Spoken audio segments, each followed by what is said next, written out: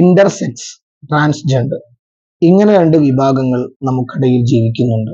ചിലർ ജന്മനാം രണ്ട് ലിംഗം നൽകപ്പെടുകയോ അല്ലെങ്കിൽ ഒന്ന് അവ്യക്തമായി പ്രവർത്തനരഹിതമാവുകയും ചെയ്യുകയോ ചെയ്ത കാരണത്താൽ കൃത്യമായ വൈദ്യ പരിശോധനയിലൂടെ ഏത് ലിംഗത്തിനാണ് പ്രവർത്തനമുള്ളത് എന്ന് മനസ്സിലാക്കി ഒന്ന് നിലനിർത്തി മറ്റൊന്നിനെ ഒഴിവാക്കൽ പരിശുദ്ധ ദീനുൽ ഇസ്ലാമിനെ സംബന്ധിച്ചിടത്തോളം അനുവദനീയമായ ഒരു കാര്യമാണ് എന്ന് മഹാന്മാര് പഠിപ്പിക്കുന്നു. മഹാനായ ഇബ്നു ഹജറുൽ ഹൈതമി റളിയല്ലാഹു അൻഹു അവിടുത്തെ തുഹ്ഫത്തുൽ മുഹ്താജിൽ പറയുന്നത് കാണാം, ലൗ ലഹറത്ത് അലാമത്തു ദുക്കൂറത്തി ഫിൽ ഖുൻസൽ മുഷ്കിൽ.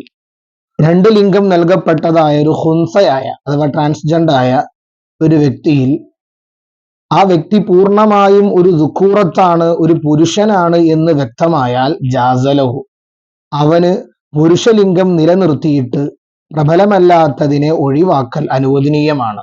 ബൽ എന്നല്ല, വജബ അലൈഹി മാ യുസീലുൽ ഇഷ്കാൽ, സംശയത്തെ നീക്കിക്കളയുന്ന ഒന്നിനെ നീക്കം ചെയ്യൽ അത് നിർബന്ധമാണ് എന്ന് വരേക്കും മഹാന്മാര് പഠിപ്പിക്കുന്നുണ്ട്. അപ്പോൾ പ്രബലമായതിനെ നിലനിർത്തിയിട്ട് മറ്റുള്ളതിനെ ഒഴിവാക്കുക എന്ന് പറഞ്ഞത് പരിശുദ്ധ ദീനുൽ ഇസ്ലാമിന്റെ നിയമം അനുസരിച്ചുകൊണ്ട് അനുവദനീയമാണ്.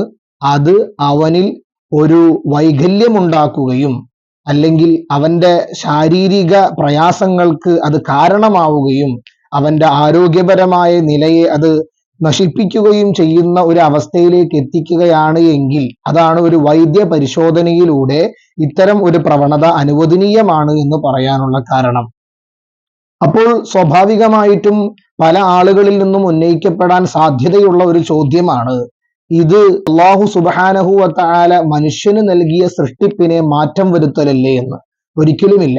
മഹാനായ ഇബ്നു ഹജർ തങ്ങൾ പറയുന്നു, ലി അന്ന ദാലിക തദാവിൻ, ഒരിക്കലും അത് ഒരു ആലങ്കാരികമായിട്ട് അവന്റെ ശരീരത്തിന് അല്ലെങ്കിൽ അവന്റെ ആഗ്രഹത്തിന് വേണ്ടിയിട്ട് അവന്റെ സ്വന്തം ശരീരത്തെ മാറ്റം ചെയ്യുകയല്ല ചെയ്യുന്നത്, മറിച്ച് അതൊരു പൂർണ്ണ രോഗത്തിനുള്ളൊരു ചികിത്സയാണ്.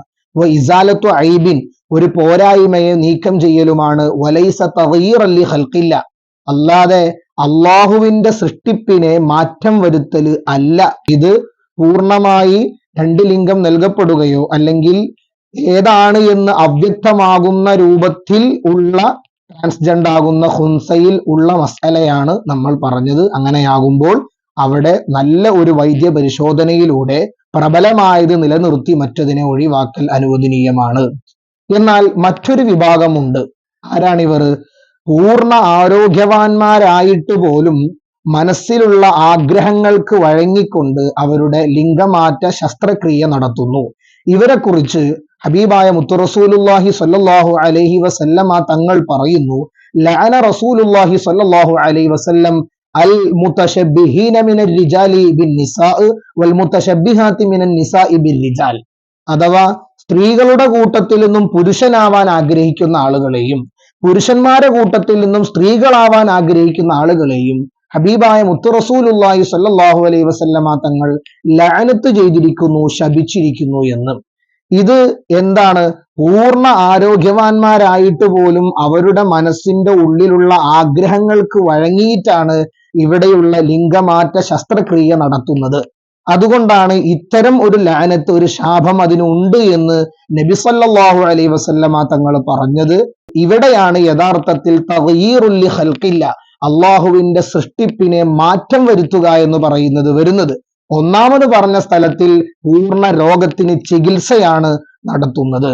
ഇത് ഇസ്ലാമിന്റെ വിധിയാണ് പറഞ്ഞത്.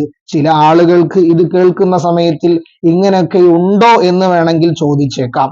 പരിശുദ്ധ ദീനുൽ ഇസ്ലാമിൽ അള്ളാഹുവിലും മുത്തു റസൂലുള്ളാഹി സ്വല്ലല്ലാഹു അലൈഹി വസല്ലമ തങ്ങളിലും വിശ്വസിക്കുന്നവർക്കുള്ള നിയമങ്ങളാണ്. അതാണ് ശരീഅത്തിന്റെ നിയമം എന്ന് പറഞ്ഞു കഴിഞ്ഞാൽ. ആ നിയമത്തെക്കുറിച്ചാണ് നമ്മൾ ഇപ്പോൾ സംസാരിച്ചത്.